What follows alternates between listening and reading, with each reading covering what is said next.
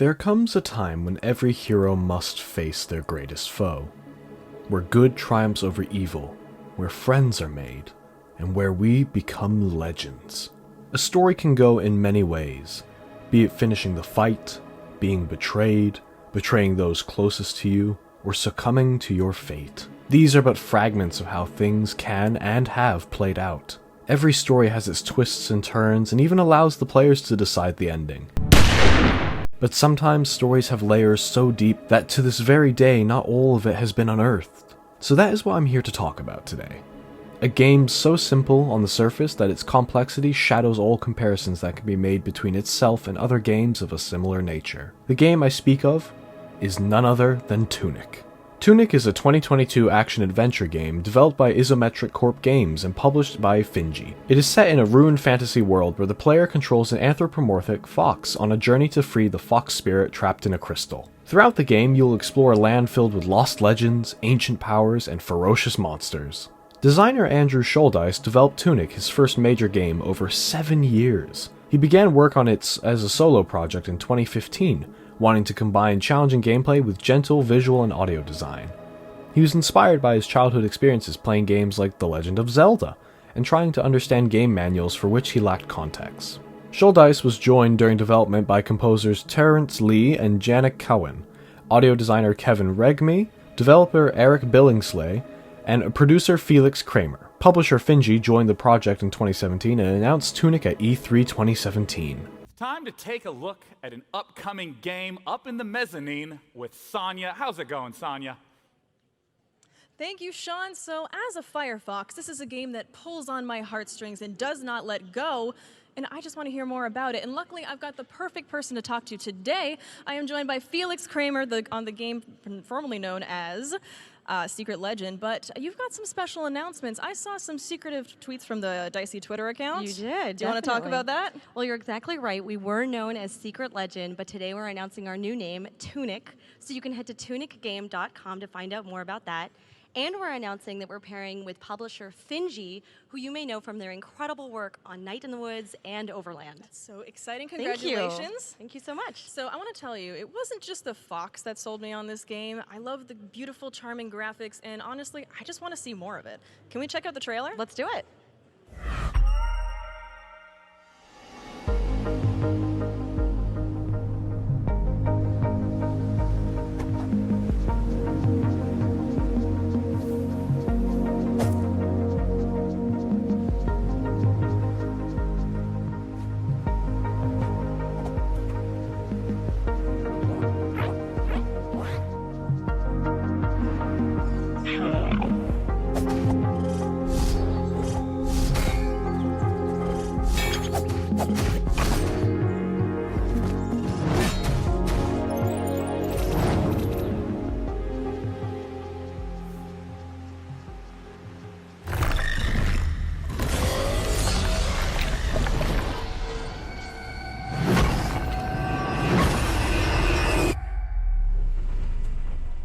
With regards to gameplay, Tunic is an action-adventure game set in the ruins of a post-apocalyptic fantasy world, in which the anthropomorphic fox, which the player controls, navigates the terrain and fights off hostile creatures. The player is initially given no directions or instructions, and the majority of the text is in a constructed writing system with only some words being present in the player's selected language, such as English. The three-dimensional terrain is typically displayed from a fixed isometric view, through the perspective shifts of certain points. The fox character moves around the world by running or dodge rolling. After rolling, the fox can run faster until the player stops moving them.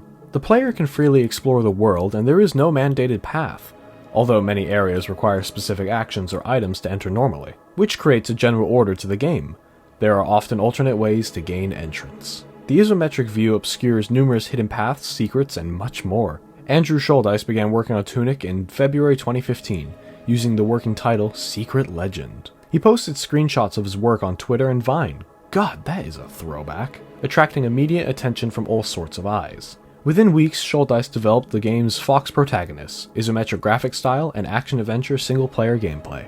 Scholdice had initially wanted to have a human protagonist, customizable by the player, but was unable to design a character model he was satisfied with. He switched to an anthropomorphic fox instead, which he says made sense because, and I quote, foxes get into trouble. He decided early in development that his experience as a programmer was not enough to create all aspects of the commercial game he envisioned. At the March 2015 Game Developers Conference, he met with composer Terrence Lee and audio designer Kevin Regme of Power Up Audio, who soon became the composer and audio designer. Shouldice wanted to combine challenging gameplay with gentle and pleasing visual and audio design, much inspired by the 1986 game The Legend of Zelda. The game's sense of mystery came from when Shouldice, as a child, was reading through the game's manual such as one from the 1991 game Metroid 2: Return of Samus, without being able to understand everything he was reading due to a lack of reading ability or context. He wanted to give players a sense of being presented with something that has meaning, but not understandable by the player or necessarily meant for them, and that is exactly what we got.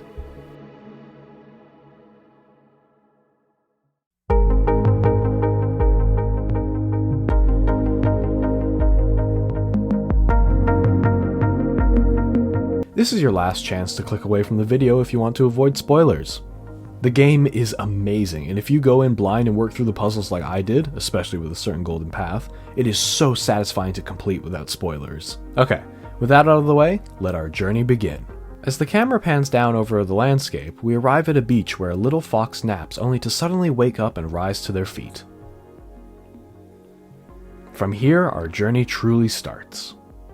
Once we gain control over the fox, you can immediately see two things: a health and stamina bar in the bottom left, and some sort of equipment slot in the top right. There are no specific instructions on where to go or what to do. The freedom of exploration lies at our fingertips. I quickly learned that by clicking the A button, yes, I am an Xbox player, it makes the fox perform a roll. This will prove quite handy in combat. We press further into the unknown. After walking up the path, we discover a golden plate of sorts. There appears to be nothing we can do with it. For now. We cross an old stone bridge and spot something important down below. Another key feature is introduced through an on-screen prompt. Holding LT locks onto an enemy and shows their health bar. Not only that, but it changes your camera angle. That's a surprise tool that'll help us later. After a bit of poking around the surrounding area, we enter the doorway in the side of the wall. With this chamber lies a single chest, and within that chest is none other than a stick. This will allow us to now engage in the combat of this game. Another on-screen prompt cues us to do something by clicking LB. Once doing so, we gain access to our inventory system. Here is where you can track all items you've collected and how you can equip different equipment. You can now equip up to 3 items to have in hand that can be used by the X, Y, and B buttons respectively. To use said item, click the button it's bound to. For instance, if I put the stick in the X slot, I would have to click X to swing it. After smashing a few surrounding pots and collecting the coins within, we venture back outside. When going up the steps, a sign indicates that beyond a locked door lies the hero's grave, with a sword icon next to it. We now have an objective: get to the hero's grave and retrieve the sword. After climbing some more stairs, we arrive at some sort of shrine. Approaching the shrine and clicking A on it speeds up the day-night cycle, and the world jumps to the next day. This is our save system, and how you can keep your progress updated throughout your playthrough. To the left of the shrine is a bridge, and across the bridge is a key. With this key, we now gain access to the East Forest. Upon entering the now locked door, we are greeted by our first page of the manual. Picking it up gives us access to the manual and now unlocks another objective on our journey: to complete the manual. But we'll get to that later. When reading this page of the manual, our primary objective becomes clear: unlock the golden doors and find the sealed away treasure, the power to defy death. We press forward until we find a sign reading the East Forest. We enter the doorway and follow the path that laid before us.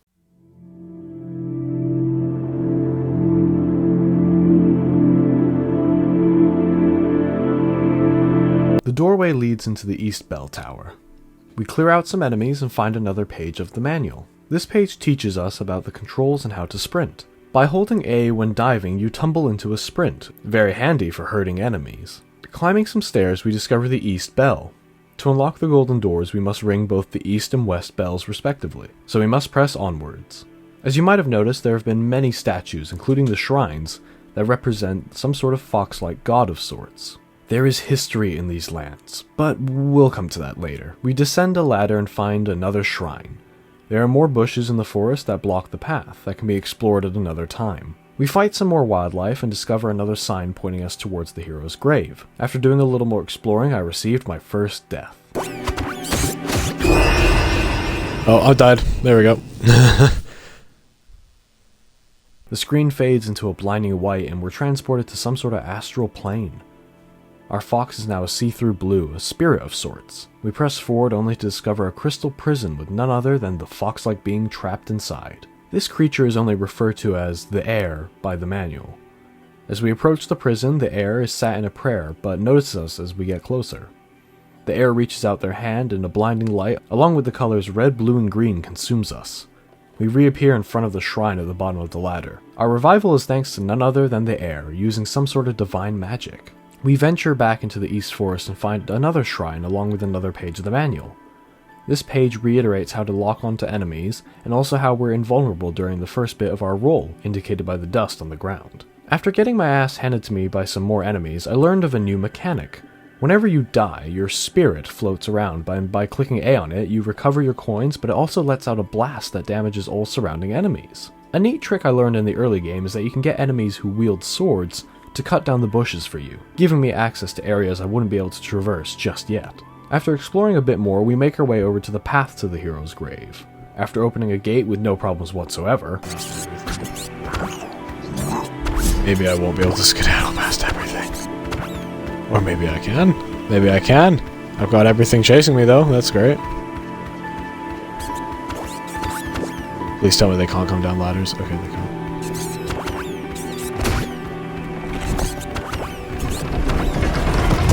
We approach the hero's grave.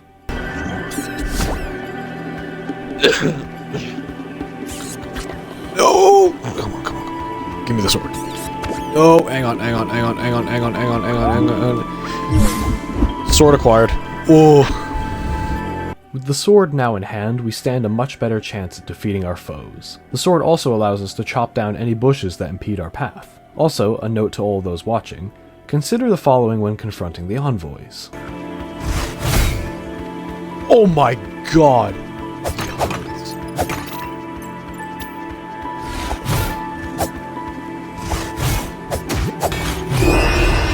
Okay, fair enough. Fair play. Yeah, they aren't going down without a fight. Eventually, we discover our first health potion.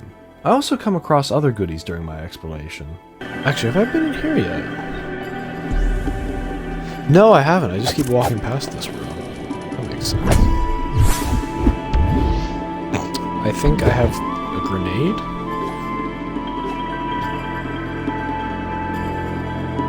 What is that? Yeah, I think I've picked up 2 grenades.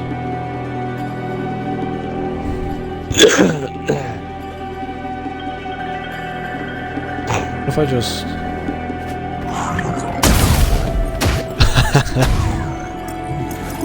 Nice. What? I just threw a grenade and just blew everyone up.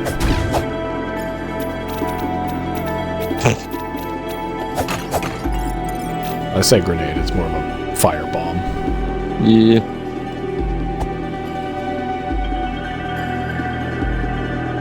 The bombs are pretty good.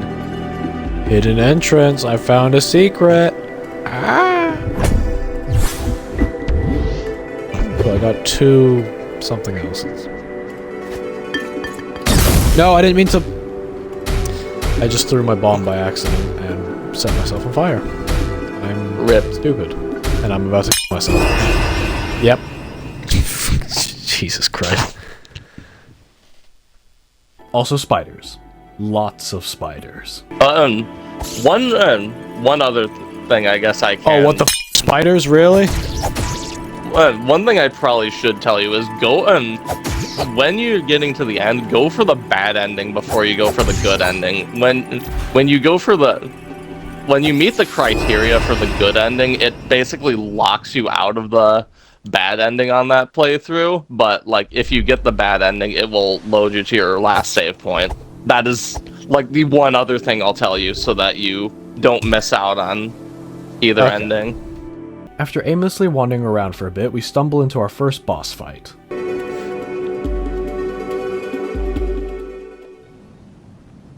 Oh, okay. Oh, hang on. I haven't done the guard captain yet. Ow. Oh my god. I need it. I completely forgot there was a boss fight I hadn't done yet. Ooh, okay. Skill issue. Come on.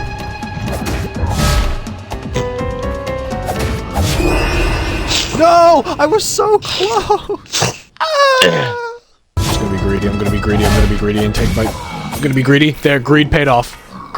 You hear... Chat. Greed pays off. After defeating the guard captain first try, we press onward and arrive at the East Bell. Ah! Okay.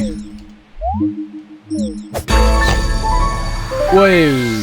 Got an achievement, lads! Ding! Rang the Eastern Bell. Okay. Oh, do I have to ring all the bells? Is that the objective in here?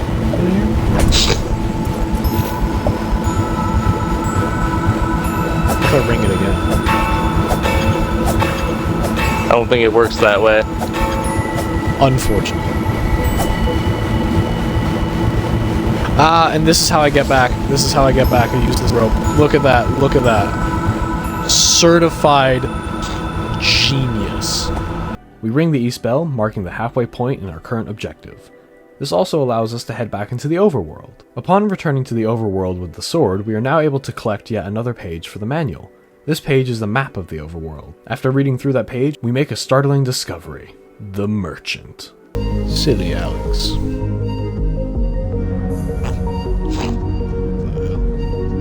I'm inside the windmill. What the f***?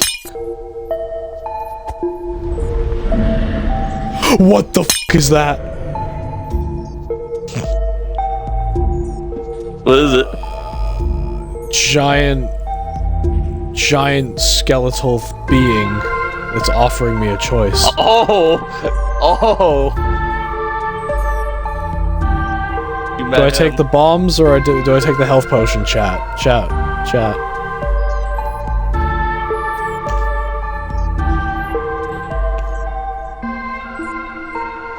Alright, bombs it is.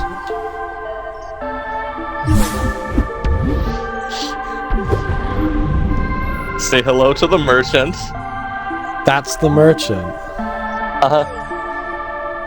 Oh, he's terrifying. I'm gonna leave. I'm gonna leave before the merchant diddles me. Not much is known about this creature, only that it bears the similarity to the other seemingly major character we've discovered. They're all foxes. The merchant remains silent as we make our first purchase. We find another page for the manual and a friendly mechanical device. And by friendly, I mean spawn of Satan. I hate the turrets. They can burn for all I care. Where are you at? That is a gun. I just walked down an area, and then a gun shot me. After wandering around for a bit, we entering some old abandoned house and finding a secret passage in the back, we enter a chamber and claim a long-forgotten shield left on the ground, adding more to our arsenal. We do a little more exploring and eventually stand before the golden doors. After interacting with them, we are transported back to the spiritual dimension from earlier, also known as the Far Shore. Did I die?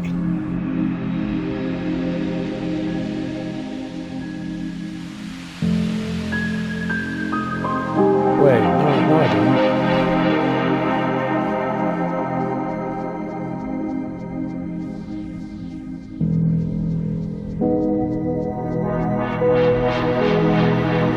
What the f*** is going on?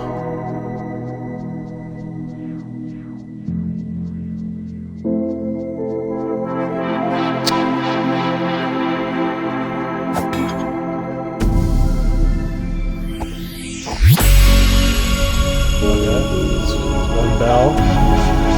It's two bells.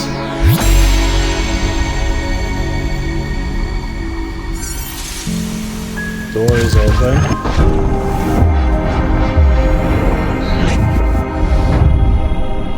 Going through.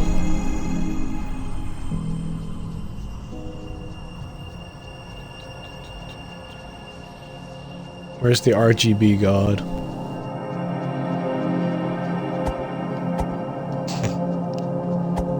What? Why is it? Is it dead? Oh, no, you were sleeping. You were sleeping. Wait, am I trying to free it? Is it stuck?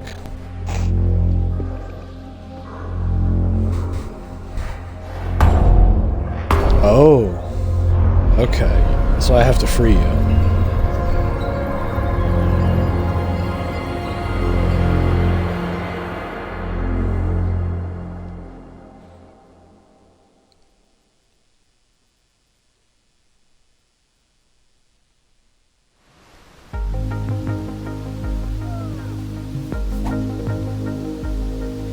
Okay, so I need to activate the other bell to open this. Sealed forever.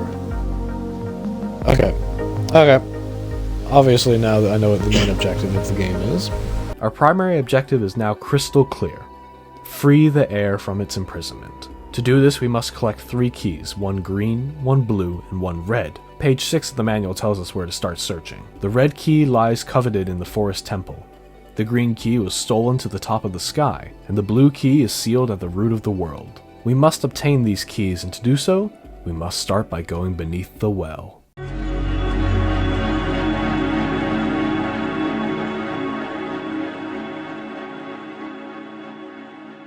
After descending into the well, we find another shrine and save our progress before pressing forward. One note about the Schlorms. They do explode. So keep that in mind when getting close to a single one of them. Or a group, because you will get f***ed like this.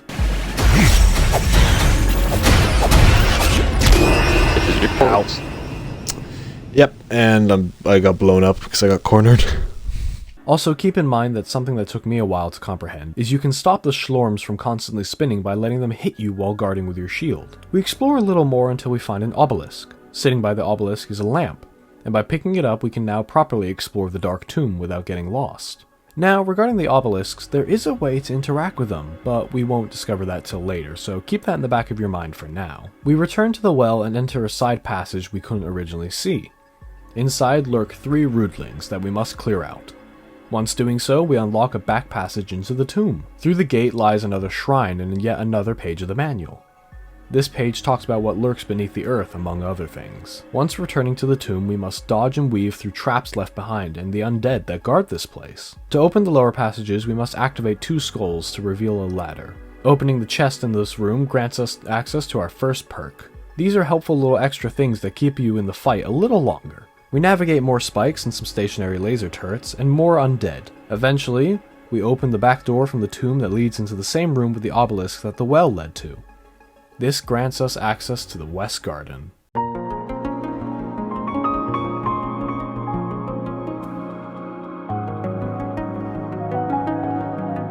The West Garden is a thing of beauty, with luscious pink trees and bright colors all around. As we enter the garden and ascend some immediate stairs, we find yet another grave for the hero.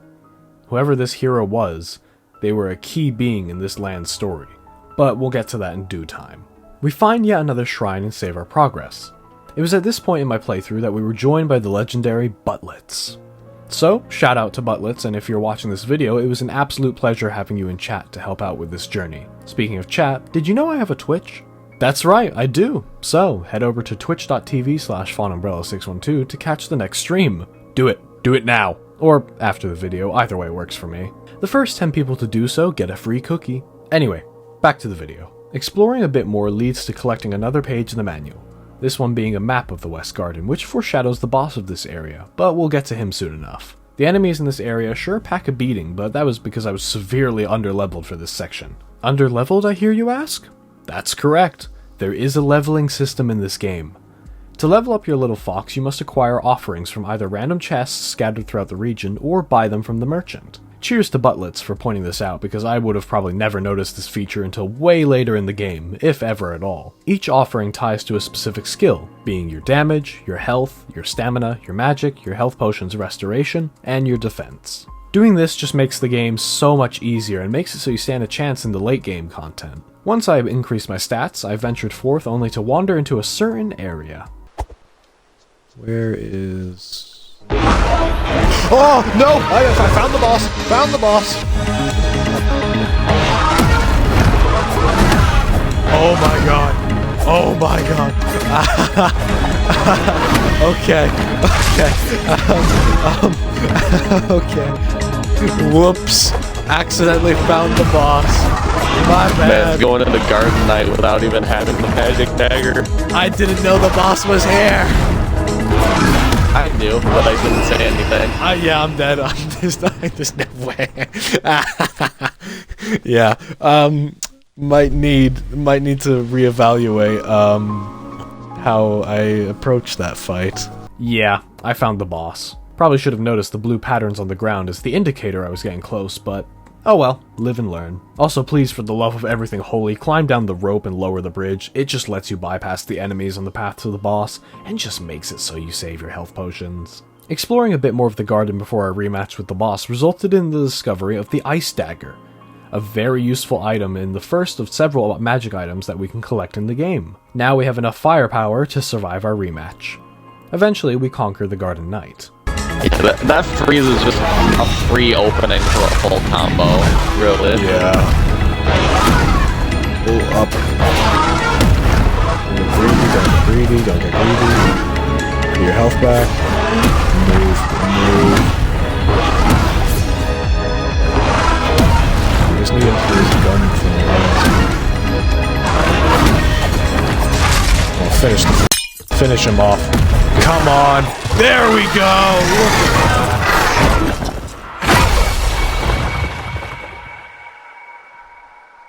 Easy. Nice.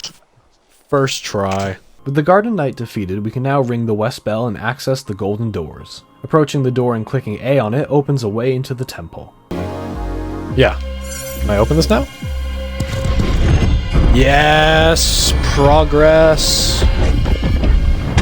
Hell yeah.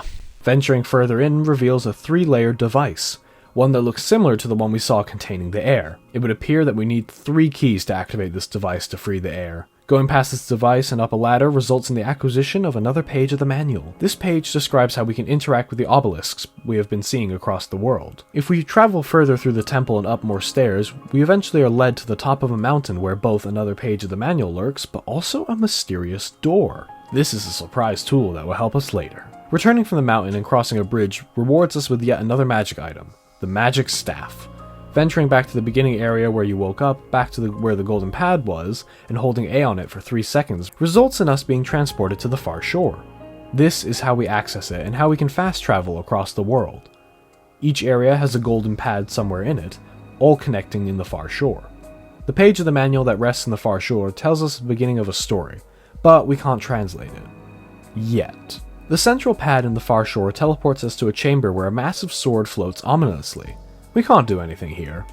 For now, the pad under the stairs teleports us to some isolated chamber. All I can say is Chekhov's teleporter. Finally, when using the bottom left pad, we are teleported to none other than ruined Atoll.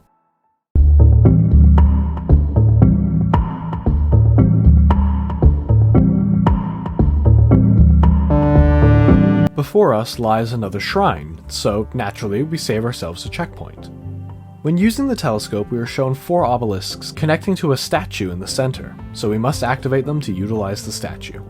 We fight some more crabs and strange-looking birds with pink glowing eyes, among other creatures. Eventually, we find the entrance to the frog's domain. It's just like what it sounds, full of mean frogs.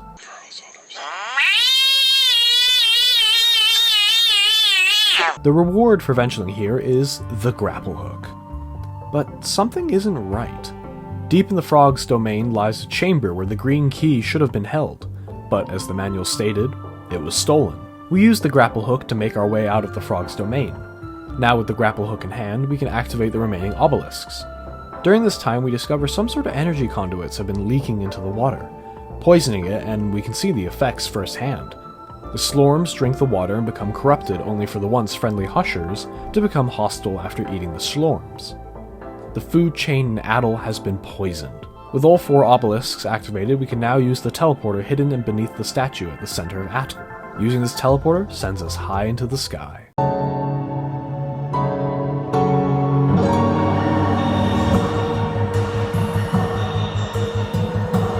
We are teleported to a mysterious place only known as the library. We ascend the outside of the library and eventually enter this mysterious haven. We find some more pages of the manual along with another presently unexplainable phenomenon. We find another golden pad, this one being stolen from somewhere in the overworld.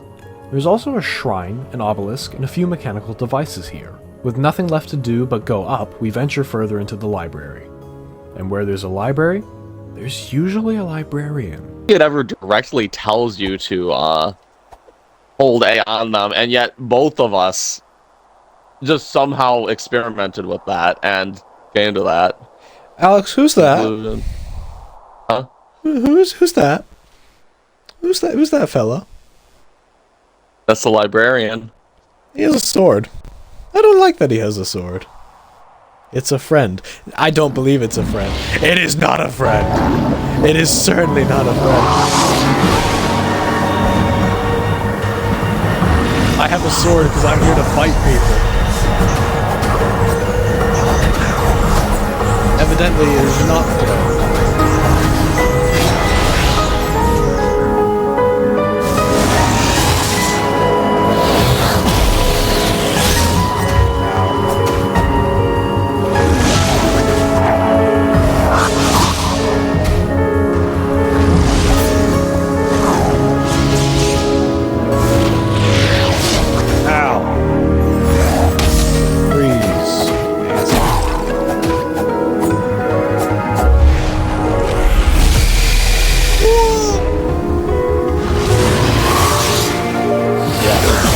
This thing is pretty good. Too bad I have to mute the stream audio so that I can keep my sanity. So that I don't hear my own voice twice. Ow! I'm gonna die. I haven't gotten a quarter of my health down. Yeah, that was... Yeah, I'm screwed. Okay, but now I know... Oh, and I don't have... Yeah, just kill me. Just kill me. Yeah. Our presence will not be tolerated in this place of study, and so, like all who have stood in our path before, we must fight. And with any boss fight, there must be boss music.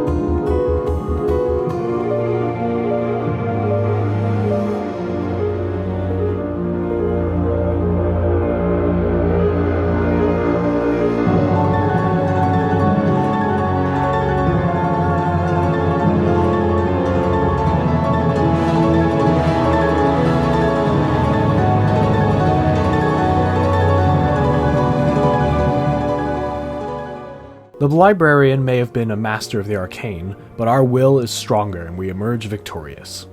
With the librarian's defeat, we acquire the green key, as the librarian was the one who stole it from the resting place in the vault in the frog's domain. We return to the temple and place the green key in its respective place, removing a layer of the prison.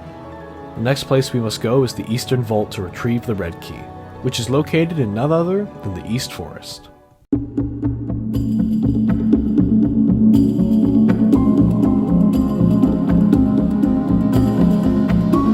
Journeying back to the East Forest and taking a shortcut through the bell tower puts us in the right direction. We activate another obelisk and use the nearby shrine to save our progress. We find another page of the manual, this one telling us where the keys are hidden, along with the merchant. We fight through a spyrite nest, all while discussing recent media.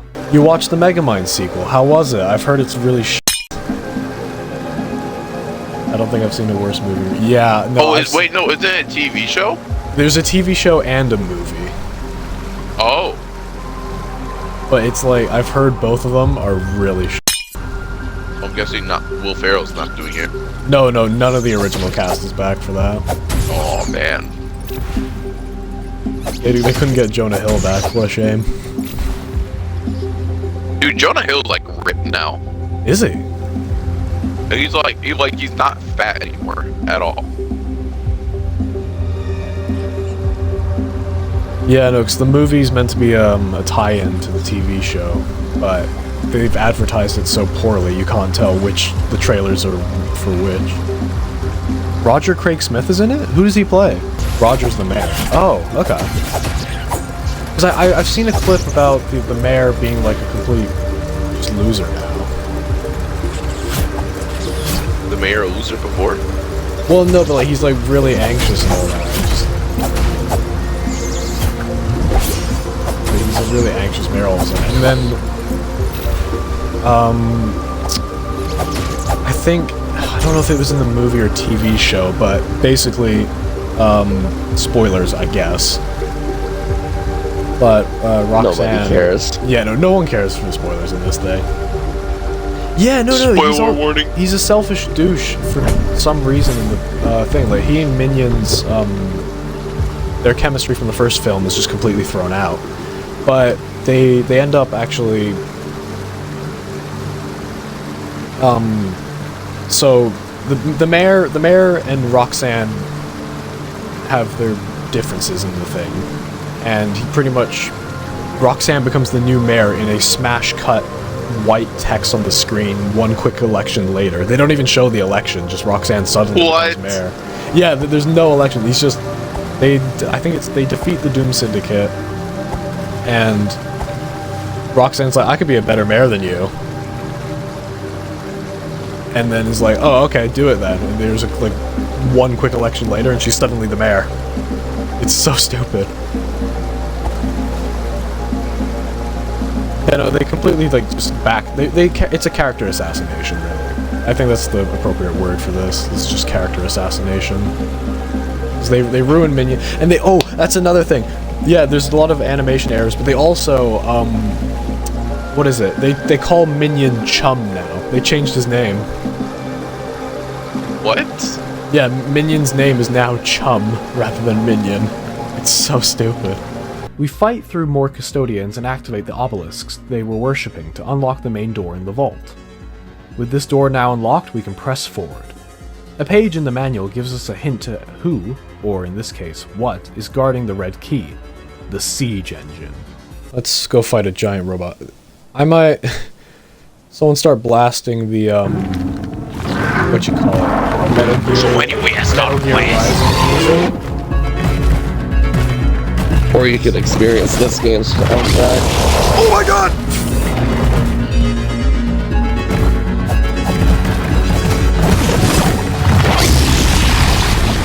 Oh, I can just hide under it.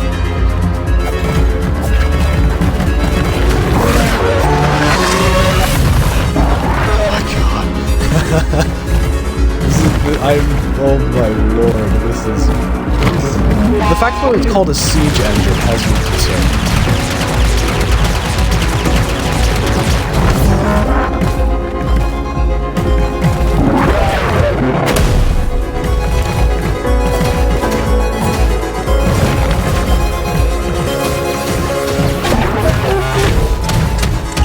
Oh, it's firing the... What?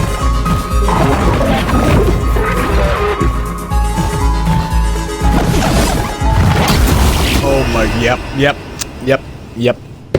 Nice. Fun fact that'll help you out with the siege engine, there's a weak point on its butt that deals extra damage, and if you hide under it, most of the attacks won't harm you. As I said in the stream, this whole fight is giving Metal Gear Rising vibes, and I love it.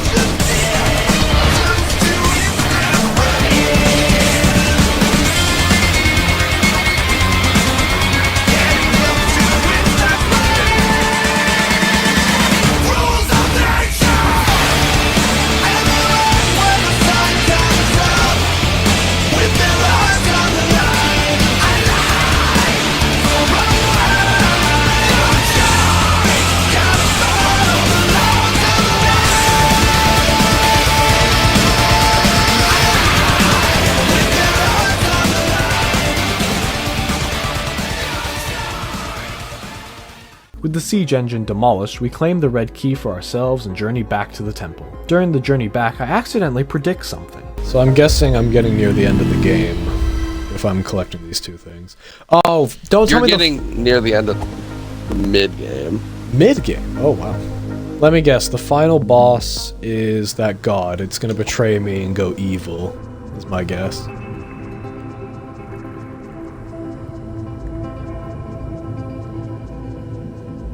Your silence is very deafening, Alex.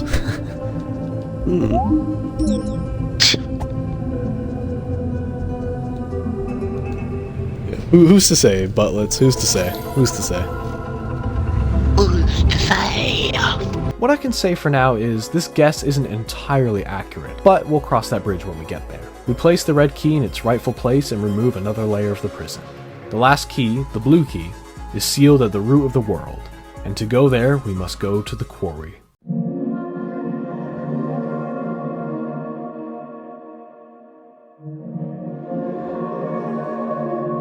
Now, I have technically already been here much earlier in my playthrough, but was wisely advised not to wander around here just yet, so I will now make my triumphant return. Activating 2 obelisks on the way to the Quarry opens a massive door to yet another vault, and I must say the presentation of this area is utterly amazing. Just seeing the looming door in the background open, knowing you have no choice but to inevitably go there, just sends chills down the spine. We find another shrine along with another teleporter and begin our journey through the Scavengers' territory. Not much is known about the Scavengers, other than what their name implies. They are not the guardians of this vault, the Rooted Ziggurat, but rather they pick at its bones hoping to find something useful. Only, they'll find things they can never truly comprehend.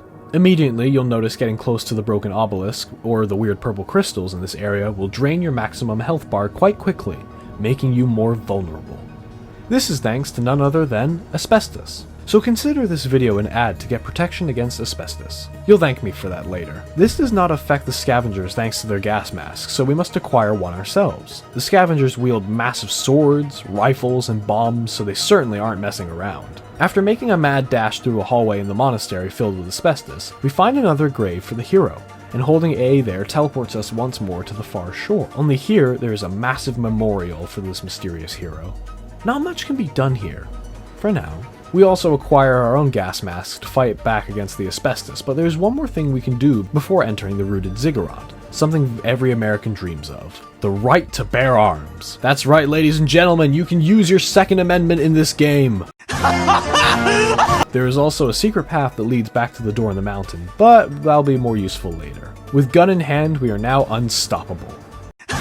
We journey further through the lower levels of the quarry, finding a shortcut back to the shrine via elevator, and make our way to the big door. The entryway inside the Rooted Ziggurat has been forced open by the scavengers, but bodies lay about, an ominous sign of what may lurk within. But no matter, we must press forward.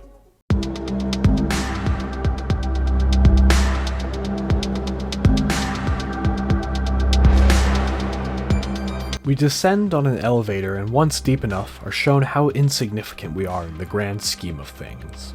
What is the lore implications of the Ziggurat? What, why? What, who, what, where, how, why? All shall be revealed in time. Yeah, that's a saying I had to get used to a lot during this playthrough. Thanks, Alex.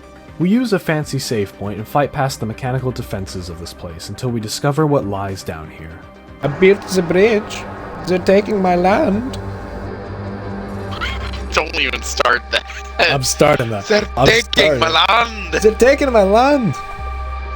Ooh, cube. Activate. Is that an enemy?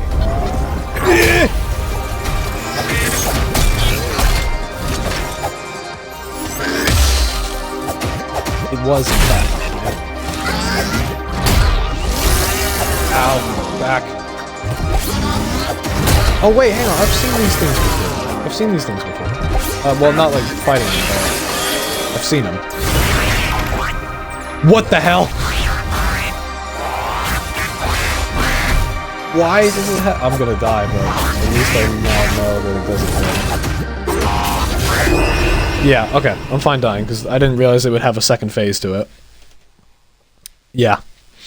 Come on, Butlets, you didn't warn me about that one.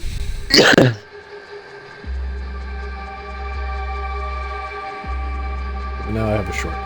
Sorry, G. It's alright. I'll let you off the hook this time, but if you misbehave again, I'll be quite disappointed in you. Yeah. These robots are a pain in the ass, because they're a two-phase enemy. Love it. Pressing further into the ziggurat brings us to what can only be described as something truly horrid. I'll just let the footage speak for itself.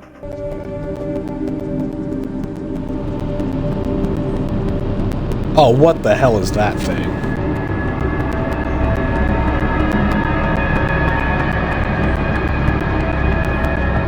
What the fuck, man? Because that's the second one of those things I've seen. There was the one back in the beach episode where there was a glowy white bug thing that I didn't actually end up killing.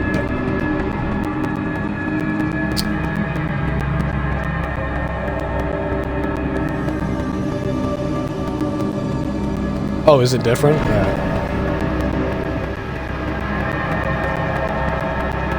But like, evidently it's this of similar nature because of the purple glowy stuff. You'll see. All right, I'll just be quiet now. Oh God, there's more of them. I guess these are clones of the god because it's got the same head.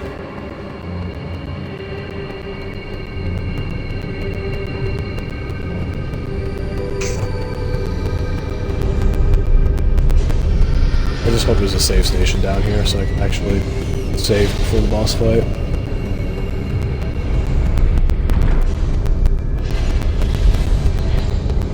I'll show you. Hey, look! What? So they're... These creatures... Okay, what the f... These creatures are inside the totem, the obelisks that I've been interacting with this whole game? Yep. Oh, he's alive! He's alive! He's going for help! No! Don't do that to him. What the hell is going on here? What's all this then? No, that is kind of... That is really... Alright, perfect. Save station, so I can get our stuff back. Yeah, these shadow foxes, or as they're officially referred to, the Void Touched, are used to power the obelisks from within. Brings about more questions than answers, but we'll get there in due time. This place is a factory of sorts. This is where the obelisks come from, where these beings are contained and where this strange goo is utilized. There is much more going on than we realize, but as I've said many a time, and as Alex puts it, all will be revealed in due time. We fight 2 more robots after fixing my stream from having an audio stroke, activate an obelisk, all while questioning what it does to the Void Touched when an obelisk is activated. As we approach where the final key is being held, we are shown just how many obelisks have been created and how much grander of an operation this may be. It's peaking. That is a lot of cubes. That's a lot of obelisks. The hidden vault, yeah. That's a lot. That's a lot of them. We use another save station and activate an obelisk, opening a door. Remember Chekhov's teleporter? Yeah, this is where that teleporter led to. We climb the stairs and face off against the leader of the scavengers, who also conveniently wields a gun. It's just another day in an American school. We beat the boss with no issues whatsoever.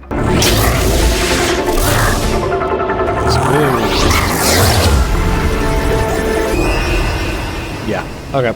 I figured I was gonna die there. There we go. Fucking hell, he just kept rolling away from me. Jesus Christ. I freaking love that kick. I hate that kick. It's so annoying. We claim the blue key and work our way back to the temple. We place the blue key in its rightful place and remove the last layer of the prison. The Heir is now free, so let's go pay him a visit. Oh, shit. Roll it. Okay. Oh! Yeah, the center one. Yeah, the one that I didn't test. Whoops. What?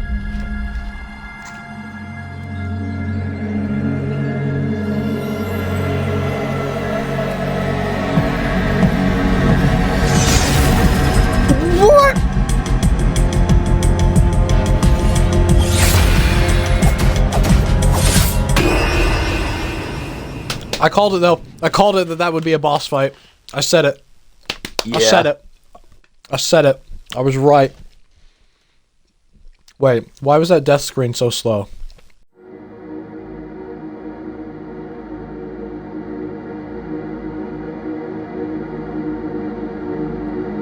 Deceived. Betrayed. Lost. We have been broken by the one we looked to save. The Heir struck us down without pity or mercy, and cast us out of the far shore, back to where we began. But now the world has changed. Darkness rules this land as a storm rolls in and the night takes over. Our goal is now clearer than ever. Defeat the Heir. But right now, we aren't strong enough to face the Heir as they've corrupted the far shore. With the Heir released and the world changing around us, we now can interact with the spirits of those who came before. And honestly, you should give them a listen, because many have stories to tell. I accidentally find a cube while exploring this changed land. It is yet another thing we will have to deal with later. After wandering around aimlessly for a bit, I discover a ghostly bridge leading me somewhere I couldn't access before. The swamp.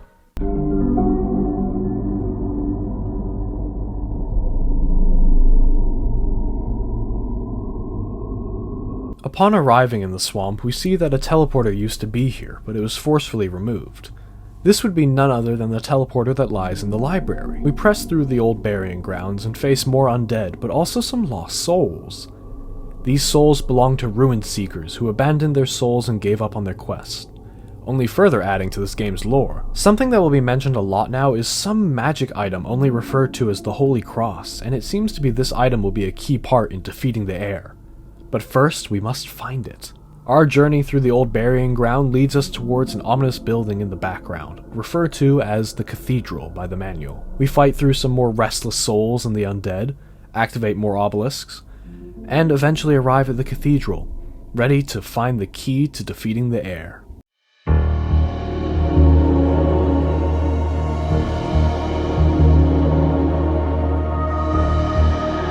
Upon entering the cathedral, we are greeted by another shrine to our false god. After saving our progress, we discover that there are more foxes here, yet they seem different. Wrong, somehow. They've been corrupted by the goo. You need only to look into their eyes to tell. They are slow, but when they hit you with their swords, your max health shrinks. They worship the goo, which is officially known as the miasma, and have chalices full of the stuff. It appears their corruption stems from drinking the miasma. We explore more of the cathedral, face more foes, activate more obelisks, and eventually enter a chamber with a horrific sight.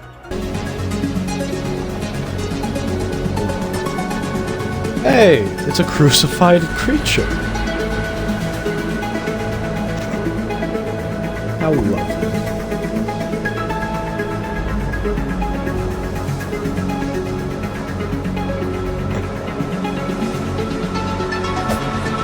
What exactly am I supposed to do?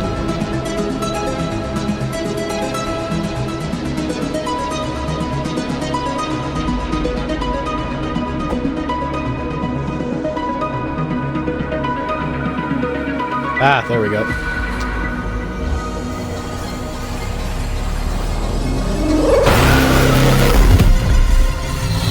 Gate behind me shut, that's weird.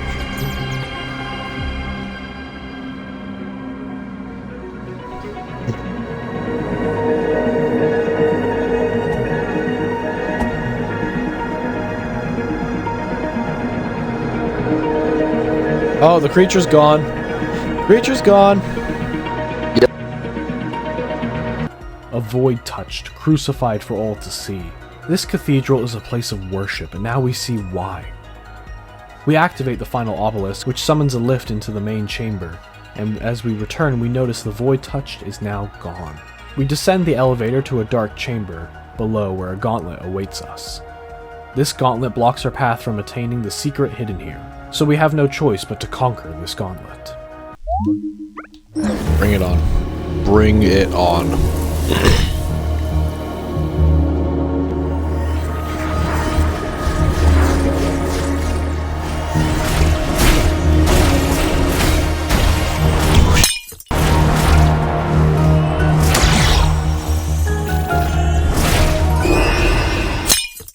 I really need to dodge better.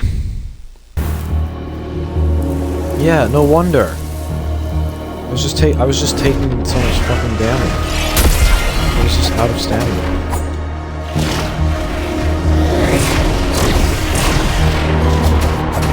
That's a good time. Yeah, while he's stuck doing that, that's a good time to attack. Oh my god, did I get one? I got one!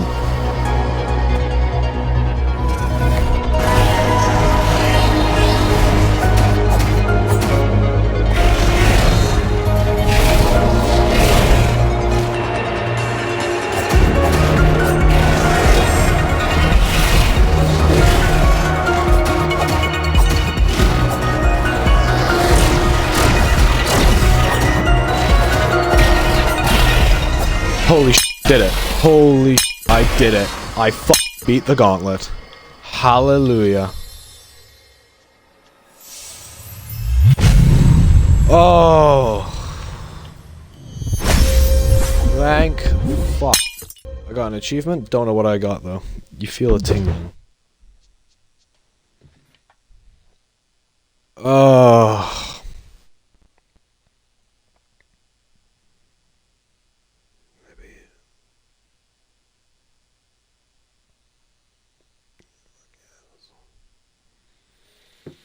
Okay, gauntlet. Oh, what the f is that? Interesting. Once we emerge victorious from the gauntlet, we acquire a magical crown of sorts. With this, our dodge becomes a teleport dash. Utilizing this new ability, we safely exit the depths of the cathedral. We approach the grave for the hero we spotted earlier and hold A on it, being teleported back to the far shore, and we reacquire one of our skills. To face the Heir, we must restore ourselves.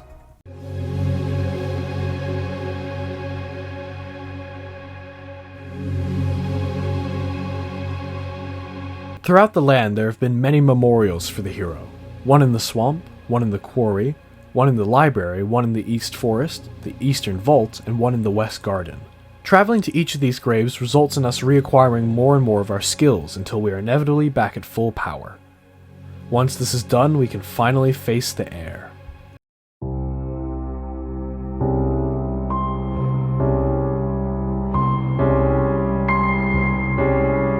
The time has come for the final battle.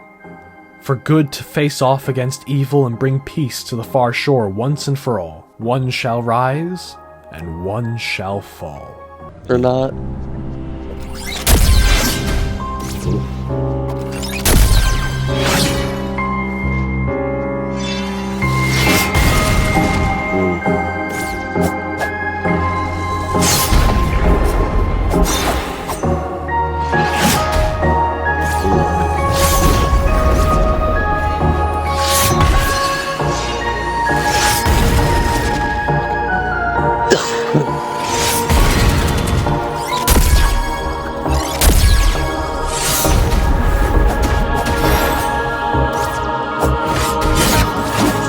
Oh, the source is fighting by itself.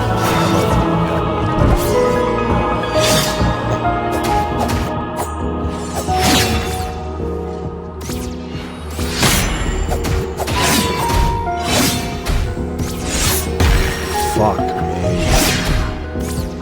Get away from me, so.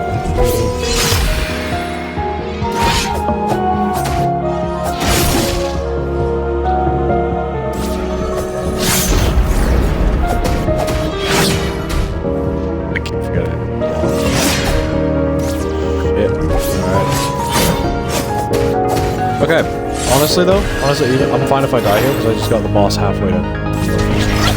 Yeah, pretty decent first run. Wow.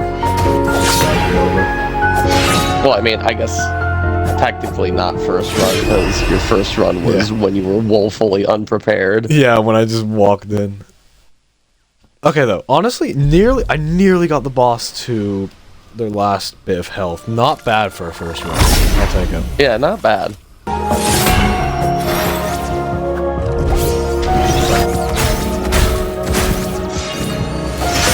You're actually doing pretty good at this boss fight. You say that when I'm about to myself in the ass. Oh my god, that's so easy! It's such an easy boss fight. The librarian was harder. Oh no.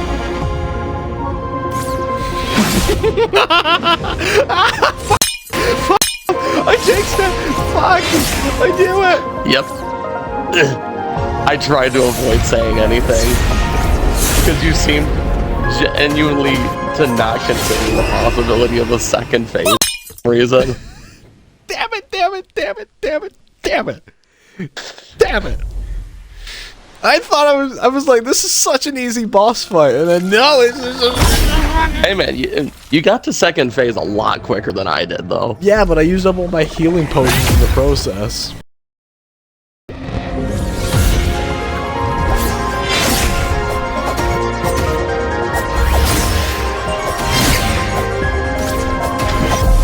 You are my f***ing and I own you. You eat my. All hail the freeze and cheese. Freeze and cheese, my beloved.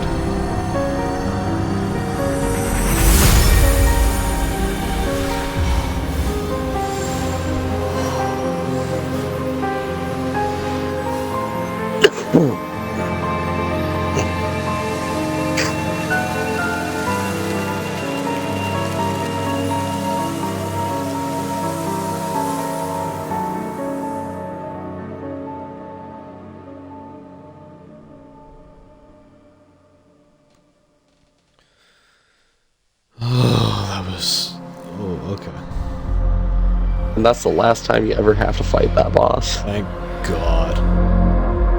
Wait. No! Wait, it's a loop?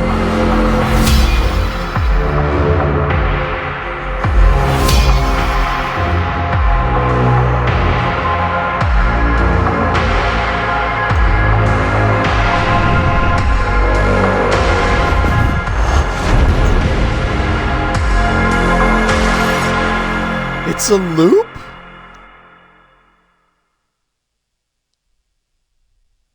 You are the heir to the heir. Oh my God.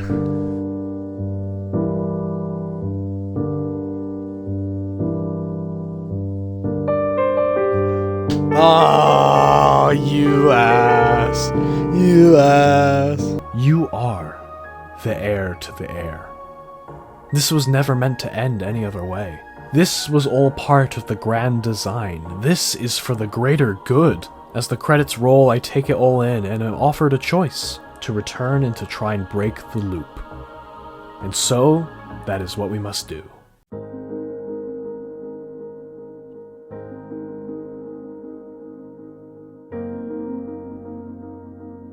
The golden path is what we must follow to break the cycle. And to follow this path, we must find the Holy Cross. So that is where we begin. A journey down a rabbit hole of one of the best puzzles in recent memory in any game I've played. Let's find out. Jacob, you still here? Nope, alright. Up, left, down, left, up, left, down, left, up, right, up, left, up. Right, down, right, up, left, up, right, up, left, down, left, up, right, up, left, up, right, down, right, down, right, up, right, down, left, down, right, up, right, down, right, up, right, down, right, up, right, down, left, down, down, right, down, right, down, left, down, right, down, left, down, right, up, right, down, right, up, right, down, left, up, right, up, left, down, left, up, left, up, right, up, left. Yes! Let's fuck. Oh, that's all. Yeah, I see what you mean by it's satisfying. I see.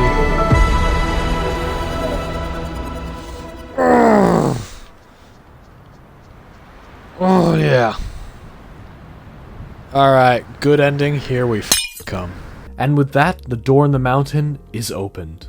In case any of you are curious as to what the path I am following was, and how the final thing looked, an image of my work should be on the screen now. We venture up to the peak of the mountain and acquire the last page of the manual. Booklet!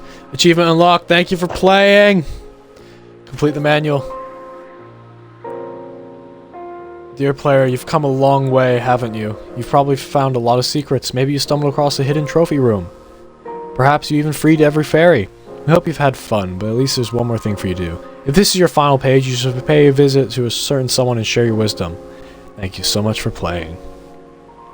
Keep this letter, you never know when it'll be useful. Do not suppose read this document. Visit a certain someone. Yeah. So should I go visit the final boss? Is that what it means? Yeah.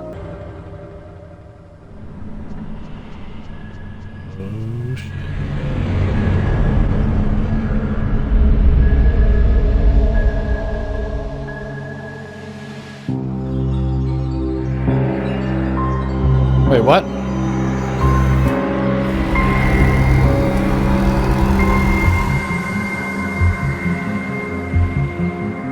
Oh?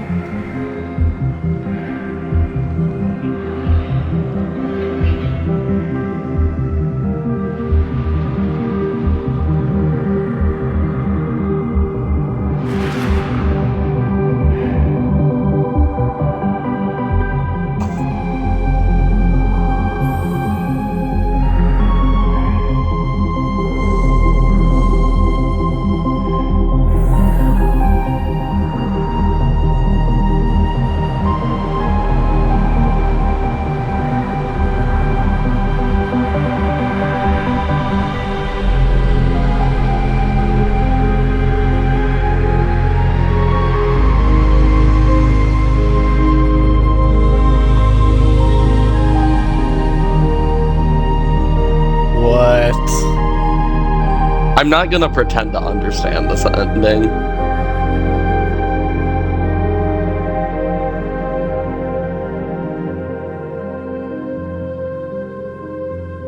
With that, the cycle is broken. The air is free. We are free. Salvation lay at the end of the golden path, and just like that, the true ending is unlocked. And it is a somber one.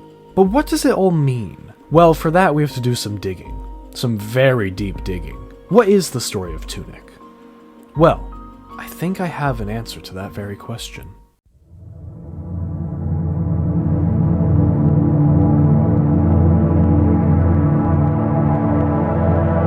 A long time ago, there was an ancient civilization of foxes. They were a peaceful race, and, in time, came to understand that their reality was split into several different planes of existence. They built cities, and within those cities built a palace, where they held the secrets of the Holy Cross, a divine tool that would lead them down the golden path. The foxes learned that they existed on the physical, or so they called it, canonical plane of existence. They eventually discovered a spiritual plane called the Far Shore. They could travel to the Far Shore using the golden paths, and there they found an old alluring power in the space between, fossils of self, and annealed visions of the future entombed and cast into sarcophagi and buried. The power to defy death. The foxes discovered the Rooted Ziggurat, a tomb of sorts, and within, the first hero cracked open one of these sarcophagi and discovered some sort of ancient foxes that were buried within. They built a cathedral after discovering what lay within the tomb and began to worship this new origin of life. Those who were faithful were granted holy oblivion, but the foxes over-relied on this new method of life, and, eventually, the planes of existence began to merge as beings from the Far Shore, known as the Quiet Ones, began to invade the canonical plane. Siege engines and other machines of war were built, all while time became a loop, with no beginning or end. As a result, they imprisoned a fox, the first hero, in the space in between, also known as the Shadow Oubliette. This is how the title of Heir was earned. During the age of Ruin Seekers, there was a particular custodian who grew curious about what lay beyond his grasp. This custodian abandoned his post and began to learn arcane magic, all in a way to reach the Far Shore. This custodian eventually moved an old library high into the sky for solitude from the once great Atoll. This custodian went through the library's entire collection and learned of a great many things, including a higher plane of existence. This custodian went on to become known as the librarian. The librarian studied the technology of the vaults, even adopting one of the machines as a pet of sorts. He learned of the Void Touch and acquired one of the obelisks to study, along with taking a golden path from the old burying ground, once learning they were connected. The librarian even got as far as understanding that they were in a game. Their whole world was contained in a game cartridge. The librarian stole a key and used it as bait to lure in the rune seekers. After defeating a rune seeker, the librarian would collect the pages of the manual from these adventurous rune seekers to complete the manual and unlock its secrets. But, alas, the librarian will never reach the far shore, for shortly after our arrival we would intervene in his studies and acquire the stolen key. The far shore drains the memories and energy of those imprisoned there, meaning one must eventually be replaced to keep time anchored. The Shadow Oubliette held a dual purpose, both to imprison the Heir and to be a beacon for the Rune Seekers. This is where we come in. The player takes on the role of the Rune Seeker and heir to the Heir.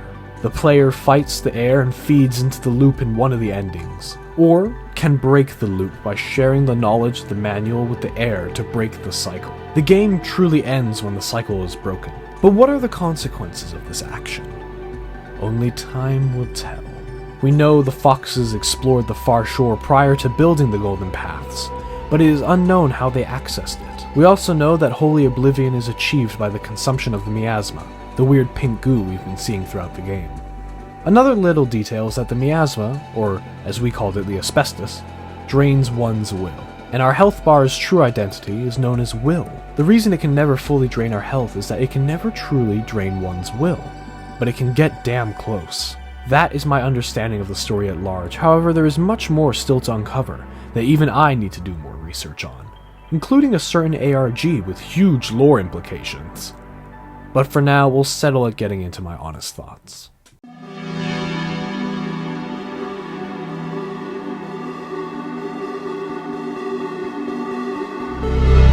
Let's start with the positives. I absolutely adore this game and its art style. It's iconic and very misleading in a good way. You think it's going to be a cutesy Zelda knockoff, then BAM! Huge lore dump in your face. The music here is incredible. I've been listening to the soundtrack every night on shuffle. Hell, I've been listening to it while writing the script. The combat system is very fine-tuned and one of the most clear when the screw-up is on your end, not the game. The puzzles are an absolute blast and really scratches your brain in the right spot, especially for the door in the mountain. That shit's so satisfying. Some qualms I have with the game is that a certain fight, the Heir, have stun lock attacks in them that just put you at a severe disadvantage when being hit by them, and costing you a health potion or two, or even the run itself. I do think the Heir's final boss fight music could have hit a bit harder. It felt more like the Librarian was the final boss compared to the Heir, music-wise at least. Other than that, I think this is a really solid game that I cannot highly recommend enough to you all.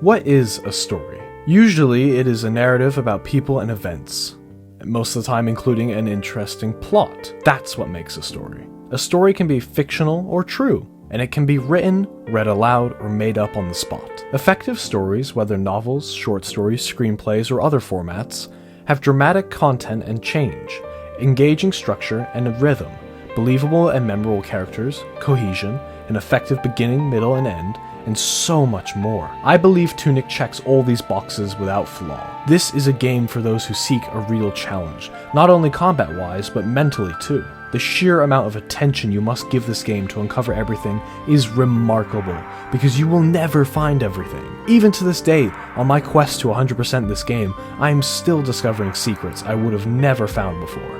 This is a game I hope all of you get to play one day, and if you're an Xbox player like me, then guess what? It's on Game Pass! So if you have Game Pass, then there's no excuse not to try it out. I hope you all enjoyed this video, and if you made it to the end, thank you so much for watching all the way through. It means a lot to me. Let me know what some of your experiences with the game have been, or hell, if you've got any other game recommendations for me, then let me know in the comments below. I love hearing what you guys have to say on these subjects. I know there's an ARG that I need to dive a little more into, so that'll be an adventure for another day. I've been Fawn Umbrella 612, and I hope you have an amazing day. Stay frosty.